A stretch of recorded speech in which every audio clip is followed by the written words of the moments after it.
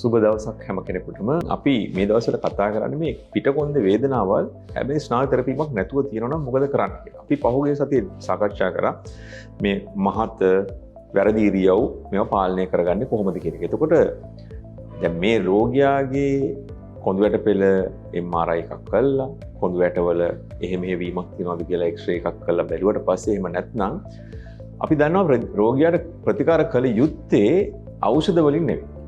ඖෂධ අවශ්‍ය වෙන්නේ බොහොම කෙටි කාලයකට. ඒ කියන්නේ ඒ කොඳු වැටපෙළේ මස් පිඩු ශක්තිමත් කරලා, ඉරියව් සකස් කරලා, නම්‍යශීලීභාවය ඇති කරගන්නා කාල සීමාව තුළ අපිට මේ ඒ ව්‍යායාම කිරීමේදී හෝ අපි කියන අනුගමනය කරන පිළිවෙත් අනුගමනය කිරීමට බාධාවක් වෙනවා නම් කැක්කුම අපි ඒක පාලනය කරන්න ඕන. ඒතර මේ කැක්කුම කියන එක අපි දන්නවා භයානක කැක්කුම